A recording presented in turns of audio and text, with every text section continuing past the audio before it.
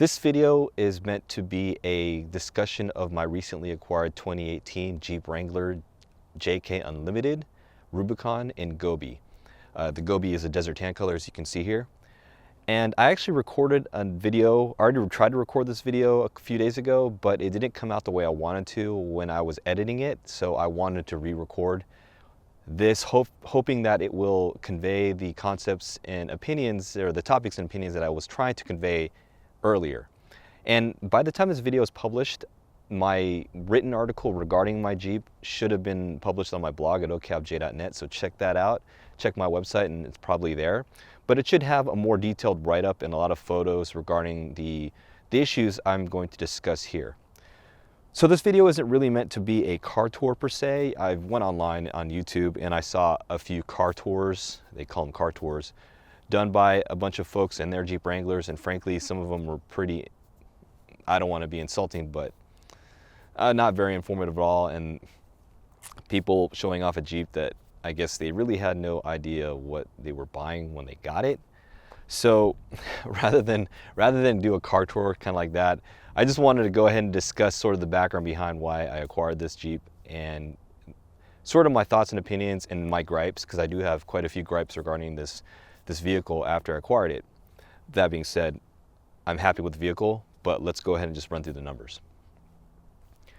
Now, as far as why I wanted a Jeep, it kind of is rooted from a long time ago when I think I was in middle school when I first came across Jeeps sort of in person.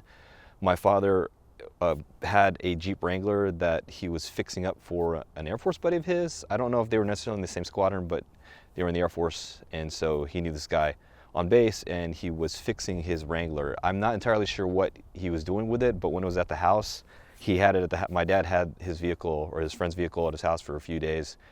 And I remember him installing a brand new exhaust system, headers, new mufflers. And I'm not entirely sure he did a transmission swap or not, but my dad's a pretty good mechanic in his own right. And so I witnessed that Jeep and I thought it was a pretty cool vehicle when I was a kid. You know, middle school, I thought, hey, that's a really nice thing to have. And over the years, I was really interested in Jeeps, but not so much off-roading, but I just thought the vehicle itself was pretty cool. But over the years in high school, I got into just regular cars. You know, I had my Mustang in high school, and then during college, I drove around in my inherited 90 Accord from my mother, and then I got into my Prelude, and then for the range stuff, like when I'm going to, going out in the field, going to the shooting range, and the 4Runner, and then my Tacoma, which I still have now, was sufficient for doing all that kind of stuff. But I think sometime in, the late 2000s, I got back into wanting a Wrangler again, and I was sort of just looking at them on and off, but not so much really serious about it, kind of just toying around with the idea. Then I think in the past 3 years or so, it started eating away at me as far as, kind of want, get a Jeep Wrangler. My Tacoma, the standard cab Tacoma is a great truck in its own right, just for what it is. It's a very inexpensive truck, lightweight truck. Yeah, it gets okay gas mileage, about 20 miles to the gallon. It's not as much as you'd think with a four-cylinder vehicle, but it does what it needs to do as far as getting my stuff to the range. I mean, I can just throw all my crap in the back in the bed and I'm good to go. But it's, a pretty low clearance truck, all things considering. It's more of a light utility, and it's not really great for off-road. I mean, it's good for it's fine for getting to the range and going over the creek beds, but it's not very, that suspension is just not that great on going off-road, going over, the rocks, not necessarily rock hauling per se, but there's a lot of rocks in the creek bed, and it's just not it's not very good at handling that kind of situation. But it gets me in and out without any trouble. Anyway, I just started looking more into Jeeps again, and after a while I started really considering it, and I think over the past 2 years, every 2 months I would go online, build a Jeep on the Jeep website, sort of customize it, and I look at the price and I was like, wow, it's kind of high.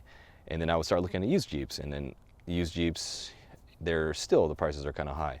And so that, that desire would wane away until the next 2 or 3 months later, and I would just start looking at Jeeps again.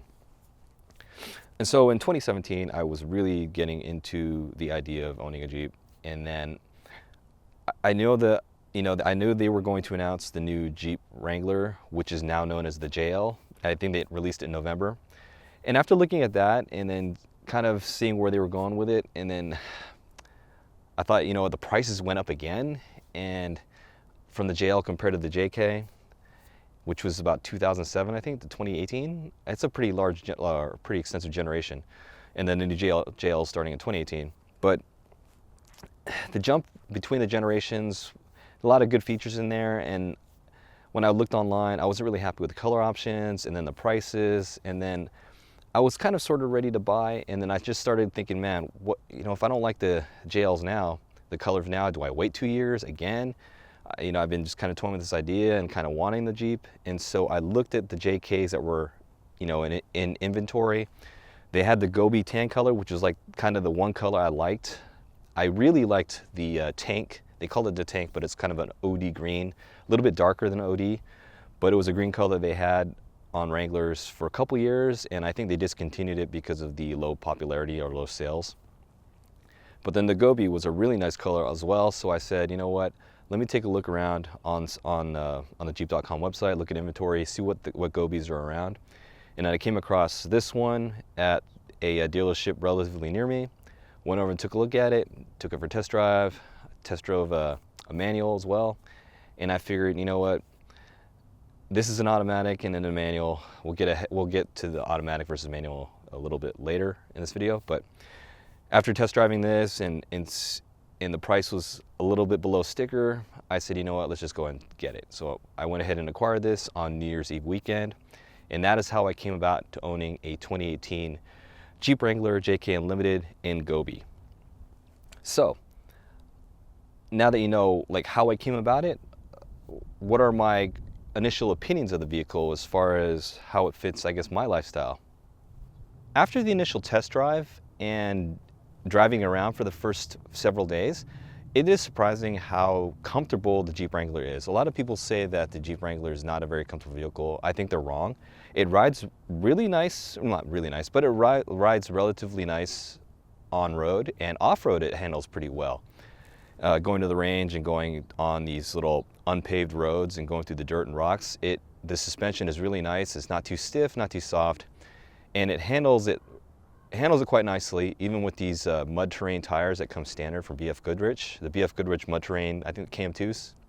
I think that's the model of the tire. But then on road, it's comfortable. The cabin noise isn't as noisy as you would think it is at low speeds, or not low speeds, but regular city speeds. And then when it comes down to more of the highway speeds, it is louder than average, but not as loud as you expect. Until you factor in wind. If it's a windy day, then it becomes an issue, but then I'll go ahead and talk about that a little bit later as far as how to address that. And gas mileage, not a big deal. I knew I was getting into when I acquired this vehicle. It is quoted to be 16 miles to the gallon city, 18 miles to gallon, or miles to gallon highway. I'm getting slightly less than that, simply because I think reality is about 15 city, 17 highway, freeway, because this is an automatic transmission and usually has a 3.73 axle ratio, the gear ratio, but a Rubicon, usually it comes with a 4.10 by standard if you get the standard or manual transmission. What had happened when they built this vehicle is the dealer option was to go drop in the automatic transmission, which lowers the gear ratio to a 3.73. Then they did the extra add-on, which costs more from the factory, to get it back to a 4.10. So that's what I have in this vehicle, is a 4.10 axle ratio with an automatic transmission. With testing on flat highway speed or flat highways, roughly getting an average, it's roughly around 2,600 to 2,700 RPMs at 70 miles per hour on top gear, fifth gear.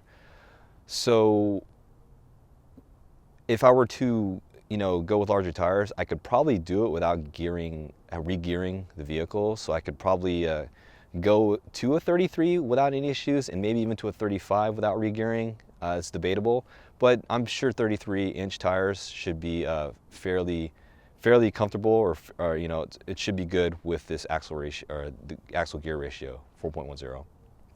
Also, as far as the ride comfort, the Jeep Wrangler, the Unlimited, it's a 4-door. I was thinking about getting a 2-door initially. I like the two-door styling simply because it's more classic. But I knew I was going to want the extra cargo space in with the Unlimited, and also the ability to carry passengers a little bit more comfortably, because I haven't owned a four-door vehicle since I got rid of my 94 4Runner back in 2010. And so the only vehicles I have, my Prelude and my Tacoma, are both standard, two doors. The Tacoma's a standard cab. So it'd be nice to have a four-door, and which is why I went with the Unlimited. There's always the argument that the two-door is going to be better for off-road, but I kind of wanted to balance between on-road and off-road, which is why I went Unlimited. But it's very comfortable. It's big. It's a fairly roomy vehicle, but not too big. Granted, I'm a smaller guy, so what I think is big is probably small to some people. But I think it's very nice as far as the space that you have. The cargo space isn't very big. I mean, compared to a truck, my Tacoma, I can just throw a ton of stuff in the back. But when you're dealing with the cargo space in the Wrangler Unlimited, if I don't fold down the seats, which I haven't done yet when I'm going to the range, I'm able to, comfortably get a bunch of my, my gear in there as long as I stack it in there properly and organize everything nicely. It's not an issue. So I got plenty of cargo space, and if it comes down to it, I can drop the rear seats forward to get more space and more room for larger items. But when my range gear breaks down, I can usually just do it with the back, the rear seats up, and there's no issues there. So the Wrangler itself, the Unlimited, very comfortable in my opinion as far as ride, the interior, the amenities, and the way that it handles. It surprisingly handles well in my opinion. It's not going to be at the level of an SUV, because those are going to have more suspensions and shocks more oriented towards on-road driving. But I think the Jeep surprisingly handles well as far as the comfort and the stability is concerned. It's pretty nice, so I'm very happy with that aspect. But that's going to lead on to my gripes right now. I think the first gripe is just the cost, right? The JK, the 2018 JK, sticker prices on a Rubicon is going to hover around 40K, give or take options. So again, I've seen them as low as 38, as high as 48. Yeah, I think maybe it's high. No, sorry, let's say it's high as 44, 45 for a Rubicon, and then the Recons you get up to 48 and the 52, 56. So I think in general, Jeeps, Wranglers are quite pricey, comparatively speaking to other vehicles. And I can go into a long rant about how expensive vehicles have become right now. I remember the cost of vehicles being way below 20K when I was younger. So, and I'm sure older folks will remember that, you could have bought a nice 69 Camaro for $3,000 back in the day. So, it's just another, it's a long other discussion I'd rather not go into. But my one gripe, obviously, with the Wrangler is that it's expensive. The JL is even more pricey than the JK. So it's just something you're gonna have to deal with as far as cost. But that is a gripe. Now, outside of, other gripes that were sort of kind of been manageable is if the Jeep had addressed it at the factory. Let's go ahead and get to those gripes that I have about the vehicle. And we'll just do a little walk around the car. One of my first technical gripes with the Jeep Wrangler JK is the lack of a hood lock. Frankly, this is actually standard with all Jeep Wranglers that I know of. They don't come with a hood lock standard. So basically, in order to open the hood, all you have to do is unhook these two latches and you can pop the hood. Left and right, pop the hood open. Not really cool as far as people getting into your vehicle's engine bay. And so in order to address that, I wanted a hood lock, and I spent about, I think it was 160, I can't recall, 160 for this Mopar hood lock. You can get a third-party aftermarket one for significantly less, I think a third of the price, but I wanted to stick with Mopar.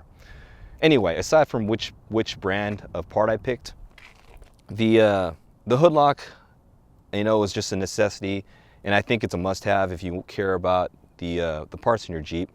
But essentially, this one is keyed. I know there's a aftermarket version that'll also be keyed for your ignition, but this one is keyed to the ignition. Irritating aspects, you have to key it yourself, so they ship it all disassembled, and you have to, they'll give you the wafers that you use to key for you have to select all the different wafers of the correct size, drop them in with the spring so it's correctly set, and then you drop the whole tumbler into the assembly and then build it from there. Honestly, it only takes you about 5 minutes to do that. The most difficult part of that is the fact that once you get the correct wafers figured out, then when you're dropping the springs and the wafers on top, it takes a lot of finicking or finagling to get those wafers to drop in. You have to kind of wiggle back and forth. Finally, you get to drop in the channel. But anyway, basically the way it works is you just drop it in. If I unhook the latches right now, you'll see here that there is no gap, so you can't get your hand underneath to disengage the latch. And so it's all done through this ignition key. So I just turn the ignition key counterclockwise and it'll let the gap open up and I can actually open the hood. And while we're at it, I'll go ahead and pop the hood and show you, or just talk about the actual housing for the hood lock is riveted. So there's 2 rivets that hold the whole sandwich everything together, and then 2 rivets to drop it in to position. The rivets are actually 1/4 inch or 6 millimeter heads. So unless you have a rivet gun that you bought, like an industrial grade rivet gun, you're gonna need to order one. I can almost guarantee if you bought a rivet gun from, say, Home Depot, Lowe's, or any of your whatever, Ace Hardware, any of your local home improvement stores, I can almost guarantee that your rivet gun will not work with these rivets, and so you'll have to order one. I know guys go to Harbor Freight to get some generic heavy, like large rivet gun. I got one off Amazon because I was just too lazy to go to Harbor Freight. And but yeah, once you bought one, 20 bucks, 25 bucks, you can install it yourself. But my gripe with this is the fact that the hood lock should be standard, in my opinion, straight out of the factory from Jeep. I don't even think it's an option. I'm not even sure if it's a factory or an option when you build your Jeep on the Jeep website. I don't even think you can add it on. So that's one of my technical gripes with the Wrangler, is the fact that there's no hood lock, and you had to get it, you had to install it after the fact. But I like it. I think it's a must-have. So let's go around the vehicle again. Knowing the hood lock sort of in advance that was not present, the second technical gripe that I discovered about the Jeep is the lack of a door sill protector. So when you open the doors of the Jeep Wrangler, there's this door sill protector. It actually doesn't exist. It's all exposed paint leading into the interior of the cabin. It's both on the passenger and, or sorry, the front and the rears, on both sides. And for an off-road vehicle, especially when the doors are designed to come off so you can drive without the doors if you're going off-roading, the fact that this paint is exposed is kind of irritating. Especially, you'll be stepping into the vehicle and your feet or your boots or your shoes will scuff this section, and some people will step on it to get in, especially if they're shorter, and there's no side step and there's no side rail, that this could be damaged over fairly quickly. When I go to the range and I wear boots, I'm often stepping on gravel and brass, and so cartridge casings, and they'll get wedged into the treads of my boots. That happens, and I just step into the vehicle, and I just so happen to kind of scuff it. That gravel, that rock, or whatever, or that cartridge casing will, just sort of etch into that exposed area of the body, and it'll damage it. So I ordered these door sill protectors or door sill guards. They're Mopar, so they're Jeep branded. Again, it's more expensive than buying an aftermarket version, but I just wanted to stick with Mopar when it came to some of these parts. And so I can't recall exactly how much it was. I'm guessing, I think I paid under $100, maybe $90 for the 2 pairs, the fronts and the rears. And so I installed those, but I think these should be standard. I don't know why they're not standard from the factory, but we should, Jeep Wrangler owners or prospective buyers should not be forced to have to get these after the fact.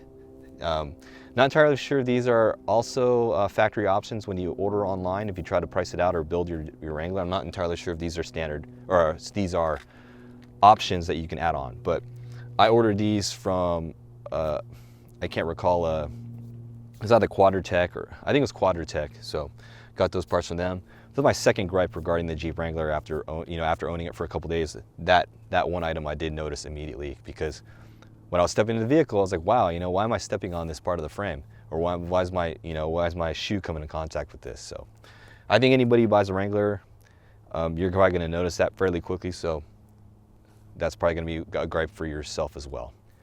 Another technical gripe I have with the Wrangler is the lack of good grab bars. So they do come with these soft grab bars. They're actually in the center console. When you buy the vehicle, they put them in there. And there's 4 of these that you put on the roll cage. They're okay to actually help you get in, but the desire for most people is to reach forward closer to the front in order to swivel your body in. And so the fact that you can't kind of slide these over, the most you can get to is by here. Ideally, you want it on the A-pillar. Same with the passenger side. The grab handle is more to the rear because the speaker bar is forward of the cabin. So in order to address that, I looked into aftermarket ones and I decided to spend on these grab bars by Grabars.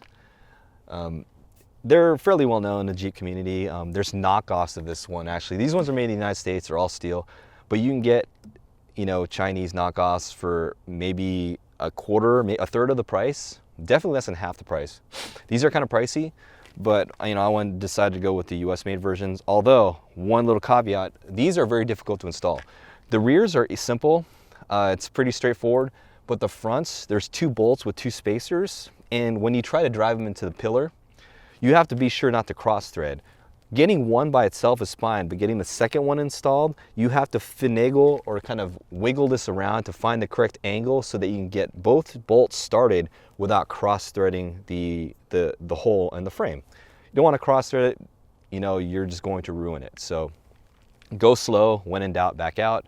It took about maybe 10 minutes per front, so driver and passenger front, it's about 10 minutes each, just to make sure you're not cross-threading, just working it in, cleaning the holes after taking out the original bolts and make sure there's no Loctite there, and try to just work the bolts first to clean everything out, to get anything in there and make sure that the bolt's threading by itself just fine, and then working it in with the spacers and just trying to make sure you're going to get it in without cross-threading. Anyway, these are the grab bars. I think they're great. Everyone else has used the vehicle, thinks that it's a good way to get in, better than the soft ones. Some people will use both, but I mean, I just invariably use the A-pillar version. It's easier just to, I can either reach this way or, you know, usually I just reach with my right hand, kind of just step in, sweep my body, and I'll just sliver, you know, just get in there. Some people like to use their left hand coming in the driver's side. I don't know, that seems awkward to me, simply because I want to get my right side in first. So I'll just come in, pull in, drop in, and I'm fine. So that being said, I think the grab bars are a great accessory. My gripe is the fact that Jeep doesn't have grab bars that fit the front portion of the compartment for each door standard. Although the JL does have the grab handle on the A-pillar now. So that is one thing they addressed with the newest generation of Wrangler. So I guess that's one reason to go with the JL if you were going to buy a new Wrangler. But if you got a JK, definitely get the grab bars. If you want to go with the Chinese knockoff for less, go for it. And from what I understand, the Chinese knockoffs don't have that same issue of trying to get in the 2 bolts. I heard that they're easier to get in without a lot of that wiggling around, trying to figure out how not to cross thread. I guess they have looser tolerances as far as their handles are concerned, the way they drill them. But GrabBarsUSA.com, made in the USA. So while cabin noise, as I mentioned earlier, isn't as bad as people say it is more of an issue during the windy, if you're at highway speeds and it's windy outside, or it's going to be significantly louder and you're going to notice that the cabin noise is there. And so on my way to Vegas, or on my way back from Vegas from SHOT Show earlier this year in January, the winds were howling at 20 miles an hour plus. And so I did notice that the cabin noise was significantly louder. And that is when I said, you know what, maybe I should look into the headliners.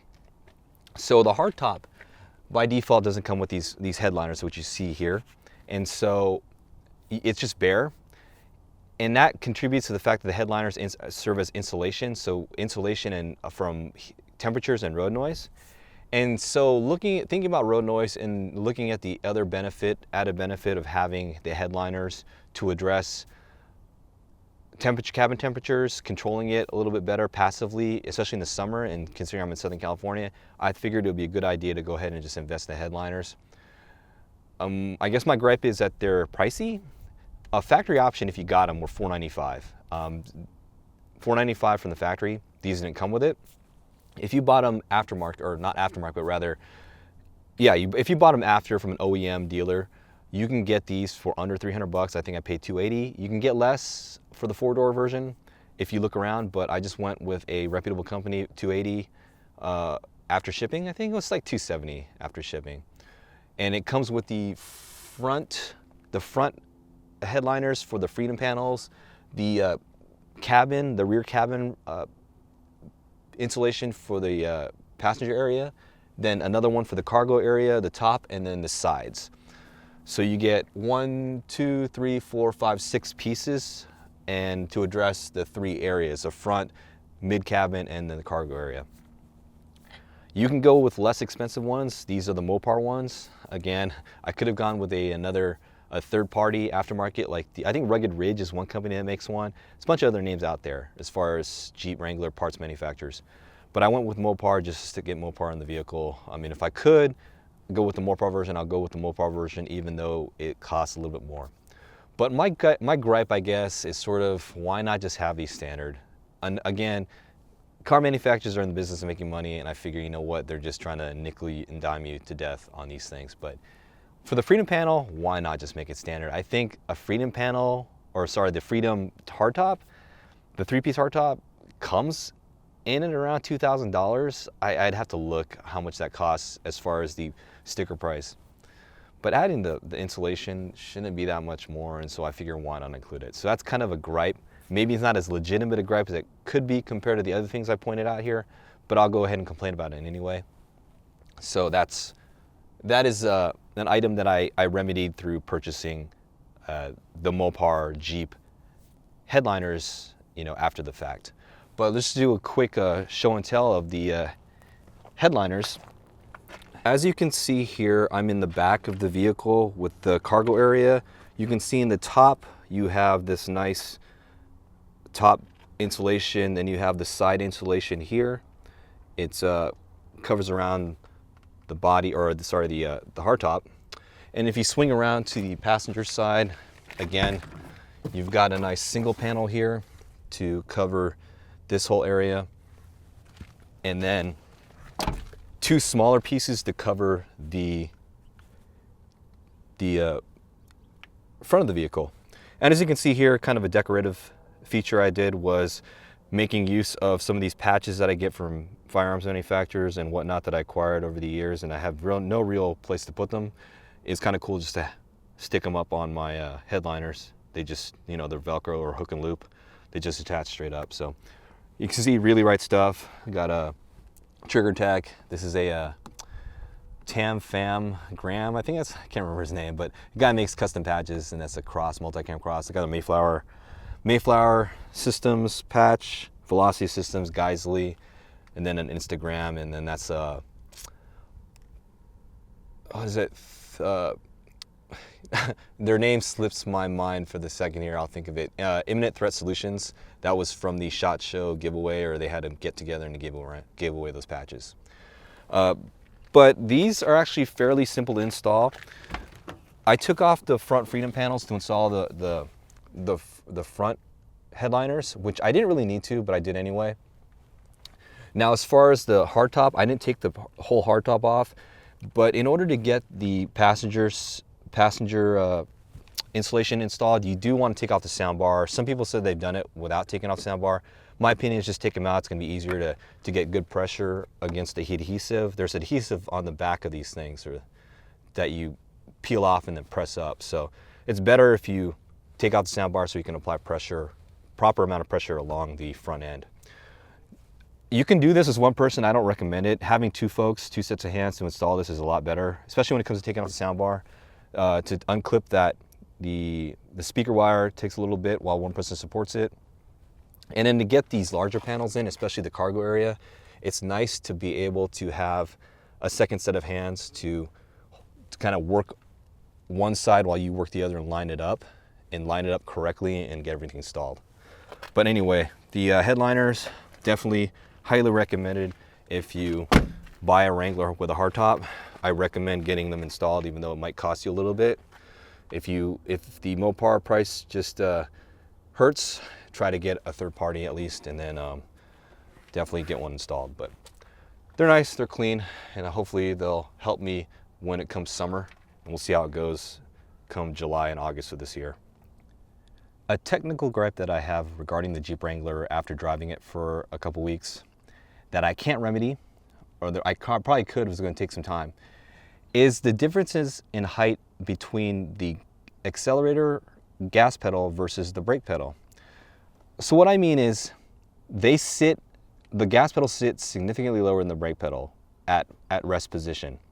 So when I release the gas pedal and want to hit the brake, usually on my other vehicles, like my Prelude, I'll just let go of the gas until it hits the top position and swivel my foot left to hit the brake pedal and depress the brake. But on the Jeep Wrangler JK, I've noticed that when I release the gas pedal to the reset position and swivel my foot left to hit the brake, I am under the brake pedal, not even next to it, I am underneath the brake pedal. So I have to cognitively make sure that I lift my foot after I release the gas pedal to bring my leg up and then over to hit the brake pedal. It's kind of a weird situation because I'm not used to that. I mean, especially when you're driving a manual transmission, you're just used to that whole, ball heel type thing, and sort of being able to manipulate the pedals very quickly. Not with this. Granted, this is an automatic transmission, and I don't remember the manual transmission having this issue, but for this, it is kind of annoying because I'm just used to be able to swivel my foot left. So to demonstrate that, I'll go and get in. And hopefully the camera angle is good enough here that you can see this. So I'll keep my left foot out of the way. So as you can see, the brake pedal and the gas pedal at the rest position. Right now my foot's just barely touching the gas pedal at the rest position. And if I swivel my foot left, you can see I'm hitting, the top of my foot's hitting the side of the brake pedal, but my toe is underneath the brake pedal. And so in order for me to get to the brake pedal, I got to make sure I lift up and come over and hit the brake. And then it's kind of irritating because I'm just used to having that brake pedal to be at a relatively same height as the gas pedal at rest. So I'm not sure why that is. When I was setting my seat position, I did it initially based on the gas or the brake pedal. So when I was driving initially, I was like, why am I having to push my foot way forward to get to the gas pedal? I'm kind of leaning, cocked this way, to get my leg down. I was like, oh, you know what? I'm gonna have to readjust my seat position, make sure it's good for the gas pedal. And so once I did that, that's when I noticed that the brake pedal height difference to the gas pedal was just too drastic in my opinion. You could probably fix this by manufacturing or fabricating your own gas pedal bracket. Maybe make a spacer or something. But right now, we'll see if I can deal with it, and we'll see how long I can go, and if I just get used to it. But that is one technical gripe that I have regarding the Wrangler that I have not remedied yet, and I'm not sure if I will or not. But just keep that in mind when you're looking at a Wrangler.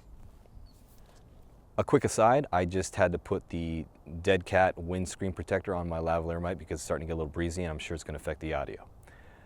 But with that, I guess my last gripe regarding the Wrangler so far is the fact that it makes me want to spend more money upgrading the Wrangler. And after signing, $40,000 plus check, getting the Rubicon, even though it has all the added features like the Denny 44s, the True Lock, Track Lock, the sway bar disconnects and all that stuff, and the 410 axle ratio, you still want to make it more off-road worthy, even though it already is off-road worthy. But the whole idea of, the whole concept of owning a Jeep Wrangler is just making it your own, making it more trail worthy, adding stuff to just beef it out, right? And I'd like to do that, but I want to be conservative with it because, again, I'm not really off-roading. I want to get into that, kind of just start doing a little bit more now. But I want to make sure definitely that it gets me in and out of the range, especially if it starts raining at the range and there's like the creek starts to rise. I don't want to get caught out in the flood like some other guy did last month. And there was an article on in the local paper, and I think it was on the news. The guy's van was like halfway flooded. But anyway, I just want to add more to this vehicle just to make it a little more off-road worthy, yet at the same time maintain its daily driver capabilities. Since I do like to take to work now, it's just fun to drive to work. It's only a 6-mile commute, so I don't really care about the gas mileage. And so my first initial desire to upgrade was a front bumper. And the reason why I want to do that is simply for the sole purpose of mounting a winch. But then when I started looking at front bumpers, you get caught up in, stubby versus mid-width or mid-length versus full length. And then you start caught up in aluminum versus steel. Do you go lightweight aluminum, thin, or do you go thicker aluminum, than the lightweight steel and thicker steel? The lighter steel is, they have better properties perhaps just to save weight, yet it's still strong. You get caught up in that.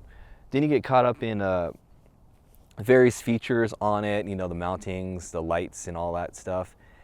And then you think, oh, do I go with a less expensive yet popular Chinese-made version, or do I stick with the US-made and spend a little bit more, a lot more in some cases? And it started, getting in my head. It's like, man, I got to get the bumper, then I got to get the winch. And I wanted to spend more on the winch than anything because, the winch is, you either go with a cheap one or you go with a high-quality one. And granted, I was looking at the Smitty built and for a waterproof version, and it's highly regarded by a lot of people, and it's half the price of this Warn that you see here. But I wanted to go invest in the winch up front because I knew that I was going to take that with me regardless of what bumper I had. I was going to always want to have that winch. So I decided to invest in the winch more than anything. And so in order to spend money on a Warn Xeon 10S, which is their 10,000 pound rated with a synthetic line, it's roughly about $1,200, give or take, depending on where you go. I mean, after shipping and taxes, if you pay, when you pay taxes, depending on where you go, it's going to be about $1,200. Let's say if you shop around, you get it for 11 cash, right? That's still over $1,000. Then you still got to talk about your bumper for your mounting options. And so with that, I said, let me just spend the money on the winch now. Invest in the winch. What can I do about mounting that winch to my factory bumper? And so I discovered the rock hard 4x4 factory winch plate for the factory bumper. And that was only $170, I think. And that was perfect because it required no permanent mods. All I had to do was take out this little windscreen panel on the top just so I can drop in the winch plate. And then obviously there's some more install, you just gotta kind of bring out the front bumper a little bit to give you clearance so you can drop in the plate. Without getting into detail regarding installation, this was a very inexpensive option, $170 compared to say I was looking at the LOD front bumper, the Destroyer bumper, and that was gonna cost me about $750 with some of the options I wanted. So I figured this was an easy way to get a winch now, so I can get myself out of trouble with my Jeep now, rather than for a lower cost, entry point, and not have to worry about spending way more for a new bumper on top of the winch. So anyway, I covered the Warn Xeon with this Warn neoprene cover because synthetic line can be damaged by UV light. Sunlight can damage the synthetic line. So even though this Xeon 10S or the 10 series is waterproof, you want to protect the synthetic line as much as you can, so I use the neoprene cover. With that, I have this all installed. I decided to go with a Factor 55 Fairlead. This is our Haas Fairlead 1.0, which gives you a wider entry point, and it's got better, I guess, smooth angles for the Fairlead. And then I'm using the Factor 55 Pro Link, and even though I have very limited experience with winching, while I was doing all my research, I found that I liked the concept of a closed winch system and the benefits and the safety behind that. So I decided to get a Factor 55 Pro Link as opposed to using the Warn winch hook that it comes with. So I'm using the Pro Link right now for a closed system. Install was relatively easy. Just a quick tip. After you figure out how much you need to pull the front bumper off a little bit, I didn't take the whole bumper off. I just loosened the bumper bolts, which also hold the tow hooks. I loosened those up, but completely removed the top two on each side just so I can tilt the bumper forward, get me the clearance. But once you figure out how much clearance you need, you want to install the winch to the plate and then drop that whole thing in, because what that's going to do is it allows you, one, to be able to tighten the bolts correctly, because you can't really tighten the bolts here while it's installed, the plate's installed. Two, you need some weight on this winch plate to make sure that it goes in and settles in so that you can get the bolts attached to the bumper frame. So definitely want that added weight. And then the wiring is fairly straightforward, just guide it in, bring it over the top into the battery. In my blog article, I kind of show photos of how I routed that. Go ahead and check that out if you get a chance. And then attaching to the battery terminal, all you need is one nut. You need to buy I think think it's M6 1.0 hex nut, or sorry, flange nut. You get that thing over at any Ace hardware store or any local hardware store, and it should only cost you like 25 cents if they sell singles. Then attach that to the empty accessory point on the negative battery terminal, and you're good to go. And then just winch this under load, spool it under load to get everything in there. That's pretty much it. But I'm very happy that I have this Warn winch. I know a lot of people like Smitty builds and they think the Warn is just, they can't justify the price. But if you know me, I try to spend a little bit, and you know, we all spend money on certain places. We decide to spend more money on some things, but try to go the cheaper route on other things. Just like firearms, I try to spend as, you know, invest in where I think the quality is going to be, and I apply that same mentality when I bought this Warn Xeon 10S. Synthetic line, obviously, like I said earlier, it can be damaged by UV, so you want to protect that. I wanted to go with synthetic line to save weight and for safety, because steel cable, when it does snap, that becomes a kinetic hazard, as opposed to synthetic, which is less of a hazard when it snaps. So that's why I invested in synthetic. It's about a 20 plus pound difference. I want to say 22, 23 pound difference between synthetic and steel. So that does factor into play. The Warn winch with the synthetic line is about 80 pounds. The winch plate is about 35. So you're talking 110 pounds added to this. So for those of you, I was thinking about whether or not the winch plate and the factory bumper is going to be less heavy or lighter than an aftermarket bumper. It's actually not the case. The factory bumper, from what I understand, with the tow hooks installed, or with the tow hooks, because you're going to remove the tow hooks when you install another bumper, so you're going to take off both tow hooks, the front bumper. Those account for about 40 pounds. The winch plate is 35. So that's 75 pounds for the winch plate and the bumper, the tow hooks and the bumper. 75 pounds. That is about equivalent to most aftermarket bumpers. So there is no weight savings there. If anything, all I did here is save on initial investment. I was able to divert funds to the winch as opposed to the bumper setup. So when I do decide to get a new bumper, I'm really not going to save weight from this existing setup once I yank out this winch plate, front bumper, and the factory tow hooks. The amount of dip, this is not scientific, but I took a tape measure before and after the install, and I think I dipped the front bumper about ½ an inch. So that's when you need to start looking about spacers. The rake on my JK was, you know, there was a little bit of a rake. The factory Rubicon or factory Jeep Wranglers do have a front rake from, you know, as is. It's kind of a little bit, maybe it's just in my head, but I think it's a little bit more. That you can kind of see that ½ inch difference. But the ride is not affected, braking is not affected, steering and turning is not affected, so it's not too big a deal. So I'm not too concerned about that. I was worried I would have to get upgraded springs, coil springs, or maybe run a leveling kit. But right now, I'm not going to bother with the leveling kit or springs. I will think about that when I start upgrading my tires, if I decide to go with 33s or 35s, and then I have to go with the lift kit. Once I get a lift kit, then I'm not even worried about leveling. So that was my first major upgrade of the vehicle. And, you know, this whole setup was probably going to, you know, with the Factor 55 add-ons or, you know, substitutes, the Warn winch and the plate, you're looking at about, I want to say, what, 2, 3 on top of maybe $1,500, $1,600 for the setup. So that was the first major investment. To summarize this video, basically I'm very happy with the Jeep Wrangler. I've always wanted a Wrangler, as I said. It's a great vehicle, it's fun to drive. On-road, off-road, it's really cool. It's comfortable, it drives well, it handles well, surprisingly enough. With those gripes that I've had about the vehicle that should have been addressed from the factory, and these little nitpicky things that I was able to remedy by buying the parts to just fix this situation, I still like the Wrangler. I have no real regrets.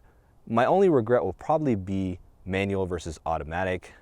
Why I chose automatic is simply because I just wanted the daily driver aspect covered. The clutch on the Wrangler JK is just not very great. I mean, compared to like a sports car. My Prelude, I love my clutch. You know, granted, I need to replace the clutch. Just a side note, I want to replace the clutch on my Prelude, but it's getting worn. But that being said, it's driving a sports car clutch, it's great. Very easy to, you know, easy to drive. With the Wrangler clutch on the manuals, it's kind of heavy. It's just not as comfortable as driving my Prelude. So I said, you know what, let's go with an automatic. You get the daily driver aspect out of that, especially in California traffic. If you ever drive this anywhere, just hate dealing with traffic. And as far as, you know, stop and go, clutch in, clutch out, it's just weary. And I wanted more control off-roading. You know, again, I don't off-road much, and I like to get into off-roading, and so I figured being a novice, and even if I weren't more of a moderate to, you know, moderate off-roader, having the control at slow speeds with the automatic, I think I'd appreciate that more. I'm sure in some certain scenarios like dunes, sand dunes, I might want manual transmission, but I figure I'll go ahead and just get the automatic, and that's why I decided on it. Maybe I'll regret it, maybe I won't, but that is the one thing I will probably say might be a regret. It's not a regret now, but it might be a regret in the future. And everyone knows that manual transmissions are the best theft deterrent anywhere for cars. You read in this story, you know, read the news all the time. People try to steal cars, so they can't, and, you know, they can't get away with it because they can't drive a manual transmission. So, that being said, very happy with the vehicle. Future, as far as upgrades are concerned, right now, you know that I'm gonna go ahead and just forget about a front bumper for now. Front bumper, the winch situation, that whole thing is already, you know, stable for now. If anything, I'm looking at a rear bumper. I'd like to get a rear bumper with actual shackle mounts and a receiver hitch built in. Nice to have a better bumper, so I'm thinking about that. And plus, having that heavy weight in the back end, add more weight, may level this out. It's probably a cheesy way to level out this vehicle, but it'll probably level this out with the winch in the front and a heavier duty bumper for the rear. Looking at the TerraFlex HD hinges and tire carrier assembly, for those of you who are not aware, the hinges for the tailgate are not all that great. And the current iteration that I have here is rated for 85 pounds load. So the tailgate can hold, the hinges can hold 85 pounds, which includes the weight of the spare tire. So if you want to add more accessories, like I was going to put a molly carrier on the tailgate, on the interior of the tailgate, and probably add a high lift jack to the outside, that adds weight, and you don't want to do that if the hinges can't handle it. You'll bend the hinges, the hinge will sort of wear away, because that is, I think it's aluminum. So I'm looking at getting the TerraFlex just to get more load capacity out of the tailgate, so I can add that molly carrier to the tailgate on the inside, so I can add some pouches and secure some stuff to the tailgate itself and not have to worry about killing my hinges. Looking at that, bigger tires, it's something I'm thinking about in the future. It's more long term. So when I do end up changing out these tires, I'm probably going to just stick with the factory wheels, the 17-inch wheels, and go with a 33-inch tire. From what I understand, there will be rub, so you'll need 1.5-inch spacers to get it out there with the factory offsets, I guess. We'll see what happens. But then I'm thinking about, well, when I upgrade the tires, do I want to go 35s? At which point I'll need a lift. So I'm thinking about a lift as well. So it's more of a long-term decision. I'm going to kind of plan that out, you know, over time, and we'll see where we go with that. I really want to upgrade some of my interior space as far as cargo management. You kind of saw that I had a Tuffy bin that I have in there that's kind of secured with bungee cords that can just throw some stuff in there and it's not all sliding around the back. But I kind of need some other ways to manage my cargo, and including, because I have a recovery bag now, which I will cover in another video, which kind of goes along with the winch. So I'm going to cover the recovery bag and that situation and that's whole setup in another video. And outside of that, I just need ways to just manage cargo, because I want to throw stuff in the back, but I don't want sliding around, especially considering I have the all-weather WeatherTech cargo liners, the cargo area liners, so stuff slides around easily if you just let it loose. So kind of want ways to secure stuff to the edges and sides. I'm actually looking at a power tank CO2 setup. I want to get in off-roading a little bit more again, and so the whole idea of airing down your tires is a thing, and I have no way to air up, right, when I get off the trail. And I looked at compressors, and you can get like just hand portable compressor for about 180 bucks. Hooks up to your battery. They're kind of slow to air up tires, but 180 bucks, and I was looking at the power tanks. The whole setup's about 600 bucks, and you can hook the whole CO2 tank 10-pound tank to your roll cage. They've got a whole mounting system for that, and you can air up tires in just a couple minutes. So I'm thinking about going with a power tank. So I may invest in that. Power tank is kind of cool. I like the whole idea, just to accessorize anyway. So I'll look into that. The high lift jack, it's only $100, right? The whole reason I'm looking at the high lift jack, which is a dumb idea or a dumb reason, is the fact that I need a way to secure this shovel that I have in the back. I didn't show it to you earlier, but I have this Crazy Beaver shovel. And I carry a shovel because the range requires it. West End Gun Club requires that you carry a shovel. It's not even that technically, I don't know, it's debatable if that's full size, but you're supposed to carry a full size shovel at the range for fire control. Because fires are an issue in Southern California areas where there's dry brush and whatnot. Anyway, that thing right now is just kind of wedged between that Tuffy, that bin that I have back there, the tough, whatever, I keep saying Tuffy, but it's just the bin that I have secured with bungee cords. I have a wedge between the back of the rear seat and that bin. It doesn't slide around, but I want a better way to hook that shovel somewhere and out of the way of the cargo area. Dominion Off-Road, I think is what they're called, jeepswag.com. They sell this mounting system that goes to the roll cage and it fits it up top near the roof of the hardtop. It's like $70 and you can mount the high lift jack to it. From there, you can mount other things to the high lift jack itself with these brackets. And that is the one thing I want to do with the shovel. The dumb reason I want to have a high lift jack, but it's kind of the one reason I want to do it. I thought about getting the molly carrier for the tailgate and then securing the shovel to the tailgate, but my shovel is wider than the tailgate area is going to be because that flat area of the molly, where the molly panel will be, the shovel is way longer than that, and it's going to hit like the inside of the tailgate part where it's that hump where the lock mechanism's at. So that's not an option for me. So kind of dumb reason, but I'm looking at getting a high lift jack with a high lift jack mount for the interior of the vehicle. And that's pretty much it. So again, it's kind of a long video just talking about this 2018 Jeep Wrangler JK Unlimited Rubicon in Gobi. This is my vehicle now. After the first 2 months of ownership, I really like the vehicle. It's fun to drive. Those gripes that I mentioned earlier are gripes, I think they're legitimate gripes for me. But maybe some people don't care, but they should be. There's stuff I wanted to mention. Since now I'm a Wrangler owner, I can go ahead and feel free to complain about various things. But I still love the vehicle so far, and I look forward to doing more with the vehicle, getting into more off-roading scenarios, start exploring some of the trails out in SoCal, and just enjoying this Wrangler in general.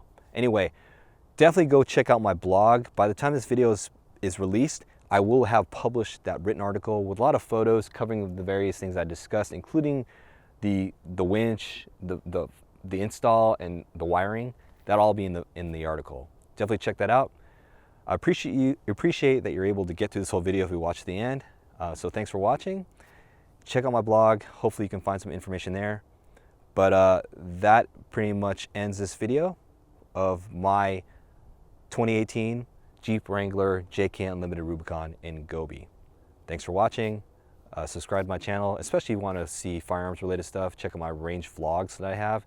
They're ongoing. I've already released number 50th. I didn't really do anything for the 50th one because I didn't realize it was the 50th one until I actually edited the video and numbered it. But I've done 50 so far, and I'm looking forward to do 50 more range vlogs. Anyway, thanks for watching. See you in another video.